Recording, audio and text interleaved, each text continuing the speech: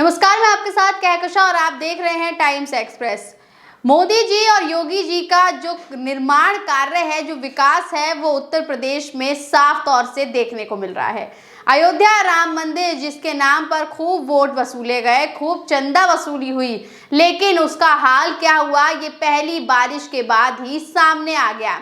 इसके अलावा अयोध्या में किस तरीके से सड़कों पर जल भराव देखने को मिला, सड़कें गड्ढे में चली गई, नया रेलवे स्टेशन की दीवार जो है वो तक ढह गई।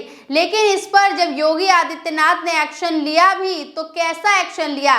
पक्षपात तरीके से एक्शन लिया, क्योंकि योगी आदित्यनाथ ने एक्शन लिया तो है, लेकिन किस पर लिया है वो हम आपको बताने जा रहे हैं। हम आपको बता रहे हैं कि इस बार योगी आदित्यनाथ एक्शन मोड में फिर से नजर आए हैं, लेकिन उन्होंने इसके लिए जिम्मेदार किसे ठहराया है? इंजीनियर को। जी हाँ, रोड बनाने वाली, सड़कें बनाने वाली इंजीनियरों को, ऑफिसरों को योगी आदित्यनाथ ने जिम्मेदार ठहरा दिया है और उन्हें सस्पेंड कर दिया गया है। खबर भी निकलकर सामने आई है जिसमें ये बताया गया है कि पहले 3 और उसके बाद जाके 3 और ऑफिसर को सस्पेंड कर दिया गया है।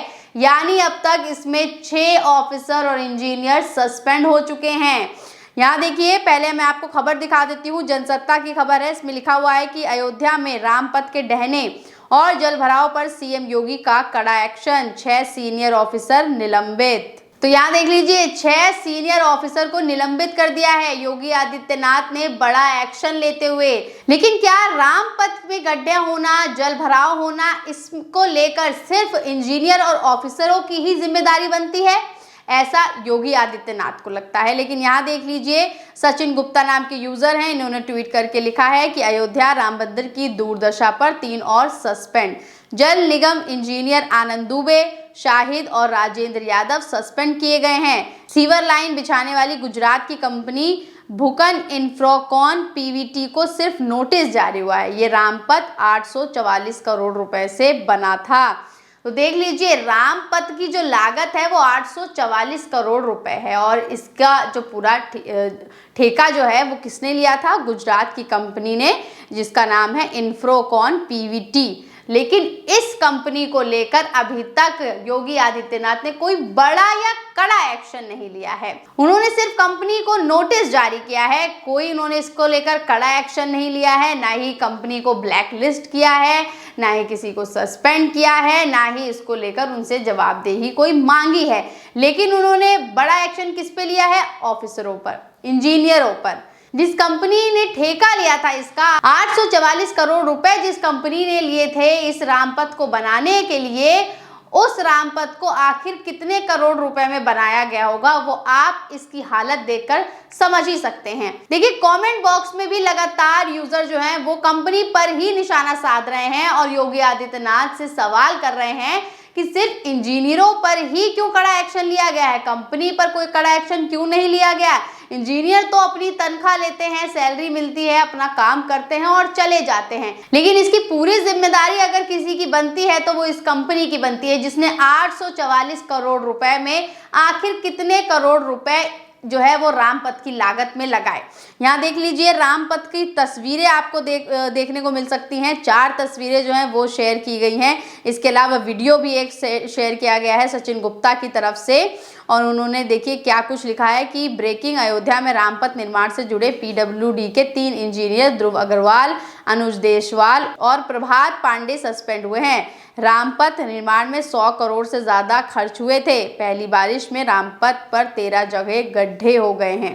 तो देखिए, गड्ढे हो गए हैं, तमाम वीडियो सामने आ रहे हैं, फोटो सामने आ रहे हैं, लेकिन एक्शन योगी आदित्यनाथ किस पर ले रहे हैं? उन इंजीनियरों पर, उन ऑफिसर पर जो अपनी ड्यूटी निभाते हैं और ड्यूटी करके अपने घर चले जाते हैं।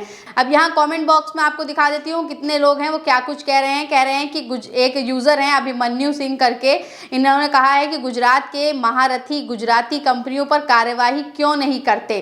क्या इनके द्वारा किया गया करोड़ों का भ्रष्टाचार दिखाई नहीं दे रहा है? यहाँ देख लीजिए, इस यूजर ने एकदम सटीक बात कही है कि इन्होंने इस कंपनी पर आखिर कार्रवाई क्यों नहीं की, इनको इनका भ्रष्टाचार आखिर क्यों नहीं दिखाई दे रहा है। अगर 844 करोड़ आप किसी चीज में लगाते हैं तो उसकी गुणवत्ता क्या होगी ये आप खुद अंदाजा लगा सकते हैं।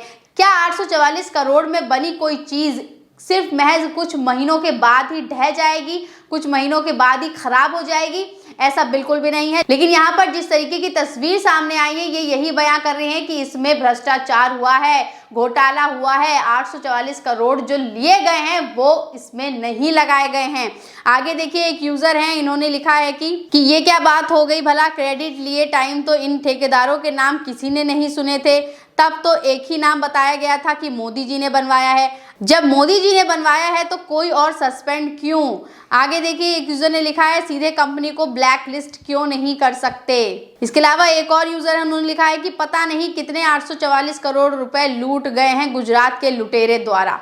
तो यहाँ देख लीजिए, लगातार जो यूजर हैं, जो जनता है, वो यही सवाल खड़ा कर रही है कि आखिर कंपनी को ब्लैक लिस्ट क्यों नहीं करते, कंपनी पर कार्रवाई क्यों नहीं करते, ये ऑफिसर इंजीनियर इन पर कार्रवाई करके क्या मिल जाएगा। जो भ्रष्टाचार हुआ है वो कंपनी की तरफ से हुआ है, इसमें जो 844 करोड़ रुपए लिए गए वो उसमें नहीं लगाए गए हैं। इतना बड़ा घोटाला जो है वो देख लीजिए पीएम मोदी की सरकार में हो रहा है। और कहां से हो रहा है? गुजरात से हो रहा है। और गुजरात का जो इतिहास है वो तो आप और हम सब पहले से जानते ही हैं कि आखिर वहां कितने लुटेरे बैठे होते हैं और लूट कर देश को कहां कहां भाग गए हैं। और सिर्फ इतना ही नहीं, हम आपको एक और बड़ी खबर बताने जा रहे हैं और ये बड़ी खबर राजकोट से आ रही है। जिस तरीके से दिल्ली के इंदिरा गांधी एयरपोर्ट में टर्मिनल 1 का जो छत है वो गिर गई थी, जिससे एक कैब ड्राइवर की मौत भी हो गई, ऐसा ही एक हादसा अब राजकोट में भी हुआ है। जी हाँ, राजकोट एयरपोर्ट पर भी सेम घटना घटी है, वो भी आज के ही दिन।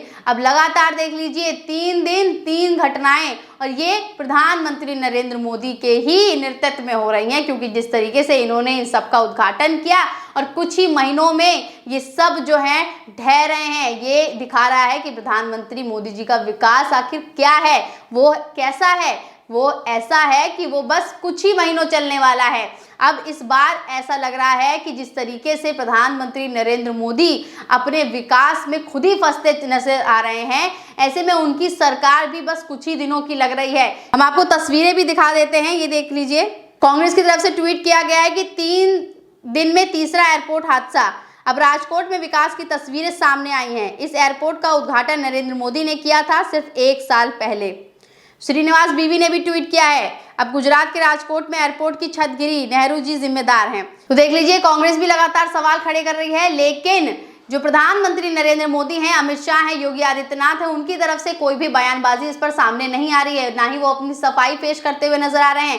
3 दिन में 3 एयरपोर्ट के हादसे हो गए हैं और इन एयरपोर्ट के हादसों पर अभी तक कोई भी जिम्मेदारी लेने को तैयार नहीं है।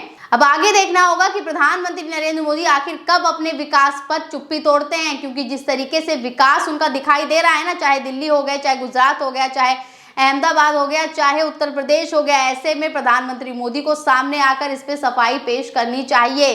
लेकिन क्या वो सफाई पेश करेंगे, ये देखना काफी दिलचस्प होगा। बने रहिए टाइम्स एक्सप्रेस के साथ। धन्यवाद।